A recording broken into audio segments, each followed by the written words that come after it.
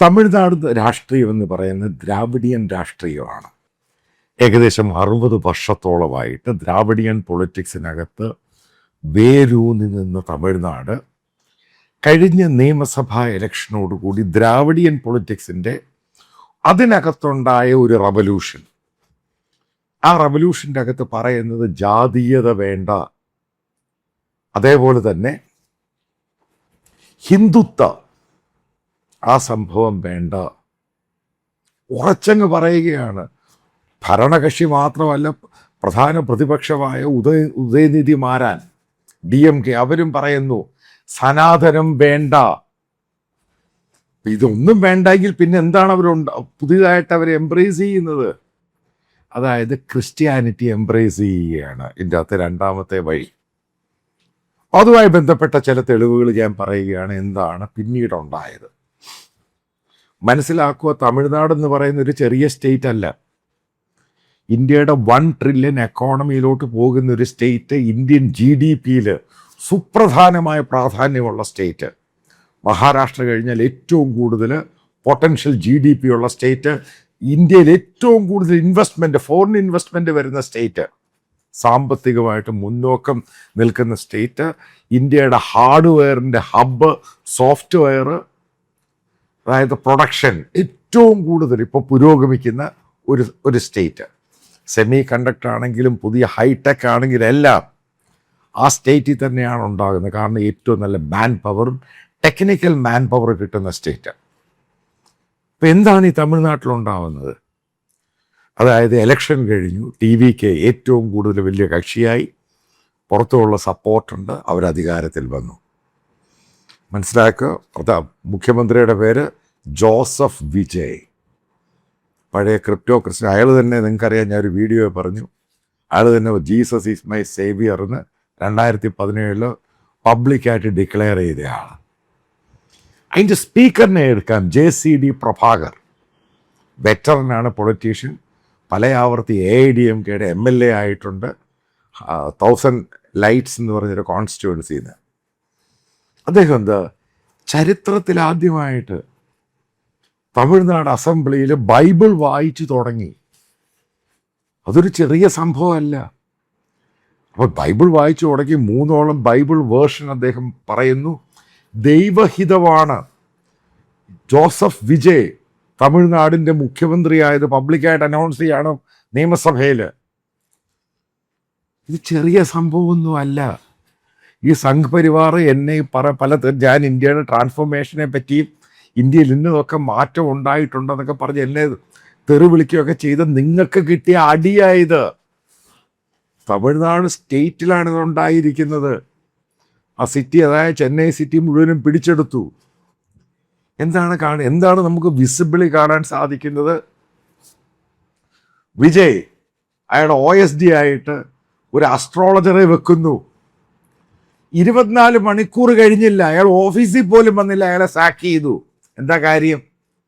ഈ പറയുന്ന സോഷ്യൽ മീഡിയയിൽ ഈ പറയുന്ന ക്രിസ്ത്യൻ ഗ്രൂപ്പ്സും TVK വിജയെ സപ്പോർട്ട് ചെയ്തൊരു പ്രശ്നമുണ്ടാക്കി. അതുകൊണ്ടാണ് തമിഴ് സെൽവെ എന്ന് പറയുന്ന BJP നേതാവ് പറഞ്ഞത് എന്തിനാണ് ഇത്രയും പെട്ടെന്ന് അപ്പോയിന്റ് ചെയ്യുകയും മാറ്റുകയും ചെയ്തത്. ഇതാതിൻ്റെ കാര്യം. ഒരു ക്രിസ്ത്യൻ രീതിയിലോട്ട് ഈ സ്റ്റേറ്റിനെ മാറ്റുക. കാരണം അയാളുടെ കൂടെ നിൽക്കുന്നവരെല്ലാം അങ്ങനെയുള്ളവരാണ്. ഏറ്റവും കൂടുതൽ ദളിറ്റ്സാണ്. അവരെല്ലാം ക്രിപ്റ്റോ കൺവേർട്ടഡ് ക്രിസ്ത്യനാണ്. JCD പ്രഭാകർ ഈ പറയുന്ന ക്രിപ്റ്റോ ക്രിസ്ത്യനൊന്നും അല്ല. അയാൾ ബേസിക്കലി AIDMKയുടെ MLA ആയിരുന്നു. 2004 മുതൽ ചെന്നൈ സ്ട്രീറ്റുകളിൽ, നമ്മുടെ നാട്ടിൽ ഉപദേശിമാരില്ലയോ, സ്ട്രീറ്റിൽ കൊണ്ട് നിങ്ങൾ ട്രാക്ട് കൊടുക്കുക, സുവിശേഷം പറയുക, പ്രസംഗിക്കുക, അതേപോലെ ഫുൾ ടൈം ചെയ്യുന്ന ഒരാളാണ് ഇയാൾ. അതായത് സ്ട്രീറ്റിൽ പ്രസംഗിക്കുന്ന ഉപദേശിയാണ് ഇയാൾ. അയാൾ തമിഴ്നാടിൻ്റെ സ്പീക്കറായിട്ട് വന്നു. 2004 50 ബൈബിൾ കൊടുത്തു എല്ലാ മാസവും. ഇന്ന് 2026 എല്ലാ മാസവും 5000 ബൈബിൾ വെച്ച് ഡിസ്ട്രിബ്യൂട്ട് ചെയ്യുന്ന ഒരാളാണ് ഇയാൾ. ഈ വീഡിയോ നിങ്ങൾ കാണുക. ചെന്നൈ வெஸ்லி சர்ச் ராயப்பேட்டாவில் அமைந்துள்ள வெஸ்லி ராயப்பேட்டா திருச்சபையில் நான் மரத்தடியில் நின்று கொண்டு ஒருவரை பார்த்து கொண்டே இருந்தேன். சர்ச்சுக்கு போகின்றவர் கையில் எத்தனை பேர் கையில் வேதாகம் இருக்கிறது என்று. பல பேர் கையில் வேதாகமே இல்லை. எடுத்து படியுங்கள் என்று சொன்னால் ஒரு 4-5 பேர் எடுத்து அதை வாசிப்பார்கள். ஏன் பைபிள் அவள் கையில் இல்லை என்று நான் வினவத் தொடங்கினேன். சிலருக்கு எடுத்து வர பிரியமில்லை, பார்த்து படிக்க பிரியமில்லை, சிலர் பைபிள் இல்லை என்று சொன்னார்கள். இல்லாதவர்கள் ஏன் கொடுக்கக்கூடாது என்று எண்ணிக்கொண்டு நான் ஒரு உறுதி எடுத்தேன். தமிழ்நாடு முழுவதும் பைபிள் இல்லாதவர்கள் யாராக இருந்தாலும் கையிலே ஒரு வேதாகமத்தை தர வேண்டும் என்று உறுதி எடுத்தேன். ஒரு 50 பைபிள் தரலாம் என்று நான் எண்ணிக்கொண்டு ஒரு வேண்டுதல் வைத்து விட்டு வீட்டுக்கு வந்து என் மனைவியிடம் சொன்னேன். அவர்கள் சொன்னார்கள், 50 பைபிள் என்ன விலை போகும் என்று கேட்டார்கள். இப்போது 80 ரூபாய் என்று பைபிள் சொசைட்டியிலே கொடுக்கிறார்கள் என்று சொன்னேன். 50 என்றால் 4000 ரூபாய், தாராளமாக நாம் செய்து விடலாம் என்று சொன்னார்கள். முதல் மாதம் 50 பைபிளை வாங்கி கொண்டு ஓடுகிற பேருந்தில் நின்று அது நிற்கிற போது யாருக்காவது இலவசமாக பைபிள் வேண்டுமா என்று கேட்பேன். வெட்கப்படாமல், தயங்காமல், சங்கோஜப்படாமல் நான் கேட்டவுடனே சில பேர் கையை நீட்டுவார்கள், சில பேர் முகத்தை சுனிப்பார்கள். கொடுத்து விட்டு இறங்கி விடுவேன். கடற்கரைக்கு போவேன், ஜனங்களை நோக்கி ஓடுவேன், நிற்பேன், கொடுப்பேன். அப்புறம் 5000 பைபிள்லாம் வாங்கக்கூடிய அளவு கர்த்தர் வருமானத்தை உயர்த்தினார். நிறைய இடங்கள் தமிழ்நாடு முழுவதும் யார் யார் பைபிள் கேட்டாலும் எந்த மொழியிலே கேட்டாலும் அதை தர வேண்டும் என்று வைத்திருந்தோம். ഈ വീഡിയോയ്ക്കകത്ത് എന്താ പറയുന്നത്? അയാളൊരു ഫുൾ ടൈം സുവിശേഷകനാണ്, ഫുൾ ടൈം പൊളിറ്റീഷ്യൻ അല്ല. അതായത് ചെന്നൈയുടെ സ്ട്രീറ്റുകളിൽ, ബസ്സുകളിൽ, റെയിൽവേ സ്റ്റേഷനിൽ, ബീച്ചുകളിൽ അവിടെ കൊണ്ടുപോയി ബൈബിൾ കൊടുക്കുക. ഫുൾ ടൈം പാസ്റ്റർ എന്ന് പറയുന്നത് ഫുൾ ടൈം സുവിശേഷകനാണ് അയാൾ. ആരെങ്കിലും പ്രതീക്ഷിച്ചോ ഇങ്ങനൊരാൾ തമിഴ്നാടിൻ്റെ സ്പീക്കറാകുമെന്ന്? ഒരാൾ പോലും ആൻറ്റിസിപ്പേറ്റ് ചെയ്യാൻ പറ്റത്തില്ല. പല വീഡിയോകളുണ്ട് ഇയാളെ പറ്റി.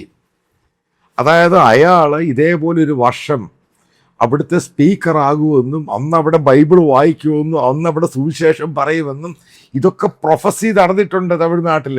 ഇയാളെ ഇരുത്തിയുള്ള പ്രയർ മീറ്റിങ്ങിൽ ഇതൊക്കെ ഓരോന്നായിട്ട് പൊങ്ങി വരികയാണ്. ഇതാണ് തമിഴ്നാട്ടിൽ സംഭവിക്കുന്നത്. ഇത് ഞാനിത് പറഞ്ഞിട്ടുണ്ട്. ട്രാൻസ്ഫോർമേഷൻ എന്ന് പറയുന്നത് ലോകത്തെല്ലായിടത്തും ഉണ്ടാകും. ഇത് വലിയ സമയമൊന്നും എടുത്തില്ല തമിഴ്നാട്ടിൽ ഇതുണ്ടായിട്ട്. ഈ കാറ്റ് ഇന്ത്യയിൽ മുഴുവനും അടിക്കും. മനസ്സിലാക്കുക. ആന്ധ്രയിൽ പോലും രേവന്ത് റെഡ്ഡി പഴയ RSSകാരനാണ്. അദ്ദേഹം കോൺഗ്രസ് വന്ന അവിടുത്തെ ചീഫ് മിനിസ്റ്ററായി. അദ്ദേഹം പോകുന്ന മീറ്റിങ്ങുകളിൽ, അതായത് പ്രത്യേകിച്ച് പെന്തക്കോസ്റ്റ് ഇവാഞ്ചലിക്കൽ മീറ്റിങ്ങിൽ അയാൾ പറയുന്ന വാക്കെന്താ? പ്രൈസ് ദ ലോർഡ് എന്നാണ് പറയുന്നത്. ഈ പറയുന്ന JCD പ്രഭാകർ, അതേപോലെ അവിടുത്തെ മുഖ്യമന്ത്രി ജോസഫ് വിജയ്, ഇവരൊക്കെ പറയുന്ന വാക്കെന്തുവാ? Praise the Lord. ഇതാണ് നമ്മൾ ഈ നമ്മൾ ഈ പറയുന്ന ആൻറ്റിസിപ്പേഷൻ ഒന്നും അല്ല. അവർ നമ്മളെക്കാളും അഡ്വാൻസ്ഡ് ആയിട്ട് ചിന്തിച്ചു തുടങ്ങി. അതായത് മനസ്സിലാക്കുക, വരാനുള്ള സമയത്ത് ദ്രാവിഡിയൻസ് പാർട്ടികൾക്ക് പറ്റാഞ്ഞതൊരു സംഭവമുണ്ട്. ജാതീയത തകർക്കാൻ പറ്റിയില്ല. പുതിയ യുഗത്തിലെ ജാതീയത ഇല്ലാതാകുന്നു. അത് തമിഴ്നാടിന് ഏറ്റവും വലിയ സാക്ഷിയാണ്. എന്തുകൊണ്ടാണ് ആന്ധ്ര ചീഫ് മിനിസ്റ്റർ ചന്ദ്രബാബു നായിഡു പുതിയൊരു സ്കീം ഏർപ്പെടുത്തി. അതായത് 3ാമത്തെ കുട്ടി പ്രസവിക്കുകയാണെങ്കിൽ 30,000, 4ാമത്തെ കുട്ടിക്ക് 40,000. കാര്യം എന്തുവാ? അവിടുത്തെ അപ്പർ കാസ്റ്റൊന്നും കുട്ടികളില്ല. അവരൊക്കെ അങ്ങ് വിദേശത്ത് പോയി. അവിടെയുള്ള ദളിറ്റ്സ്, OBC അവർ കൺവേർട്ട് ആവുന്നു. അവിടെ ഹിന്ദുക്കൾ ഇല്ലാതാവുകയാണ്. ഇതാ ഇതിൻ്റെ കാര്യം. ഇത് സംഘപരിവാറാണ് പറയുന്നത്. നേരത്തെ മോഹൻ ഭാഗവത് പറയുന്നു ഒരു കുട്ടിയെ കൂടെ വേണം, അഡീഷണൽ കുട്ടികളെ വേണം. അതാണ് ഹിന്ദു എന്ന് പറയുന്ന സംഭവം. അല്ല, അവർ മൈനോറിറ്റി ആയിക്കൊണ്ടിരിക്കുകയാണ്. അത് സതേൺ സ്റ്റേറ്റിൻ്റെ കാര്യമാണ് ഞാൻ ഈ പറയുന്നത്. നിങ്ങൾക്കറിയാം കേരളത്തിൽ, അതായത് മിഡിൽ ക്ലാസ്സിലും ലോവർ മിഡിൽ ക്ലാസ്സിലും 2 കുട്ടികളല്ലേ, ഒരു കുട്ടി മതി. അതും അവരൊക്കെ വിദേശത്ത് പോകുന്നു, അവിടെ പോകും. അതായത് ഷാർപ്പായിട്ട് ഡിക്ലൈൻ ചെയ്യുന്നു. എവിടെ സാമ്പത്തികം വരുന്നു, കുട്ടികളുടെ എണ്ണം കുറയും. കാരണം ഒരു കുട്ടിയെ വളർത്തി പഠിപ്പിച്ചെടുക്കുക എന്ന് പറയുന്നത് വലിയ ഭാരമാണ്. കാരണം വലിയ സംഭവമാണ്. എഡ്യൂക്കേഷൻ കൊടുത്ത് ആഹാരവും കൊടുത്ത് വളർത്തി മോൾഡും ഷേപ്പും ചെയ്യുക. അതുകൊണ്ടാണ് വെസ്റ്റേൺ രാജ്യങ്ങളിലും ഉള്ള രാജ്യങ്ങളെല്ലാം കുട്ടികളുടെ എണ്ണം കുറയുന്നത്. അത് ഇന്ത്യയിലെ മിഡിൽ ക്ലാസ്സിലും ലോവർ മിഡിൽ ക്ലാസ്സിലും പ്രത്യേകിച്ച് ഹിന്ദു കമ്മ്യൂണിറ്റിയിൽ കുട്ടികൾ ഷാർപ്പായിട്ടങ്ങ് കുറയുന്നു.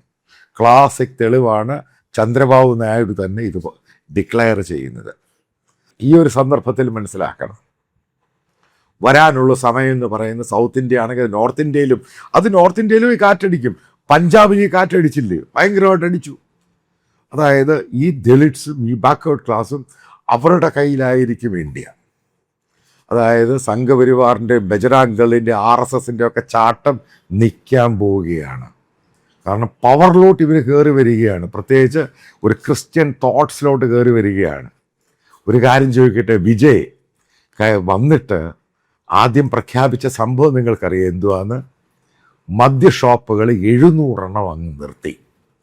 അവിടെ മദ്യത്തിനെതിരെ ഏറ്റവും കൂടുതൽ അജിറ്റേഷൻ നടത്തിയത് ആരാണ്? അവിടെയുള്ള ഇവാഞ്ചലിക്കൽ ക്രിസ്ത്യൻ. എത്രയോ വീഡിയോ ക്ലിപ്സ് ഉണ്ട്.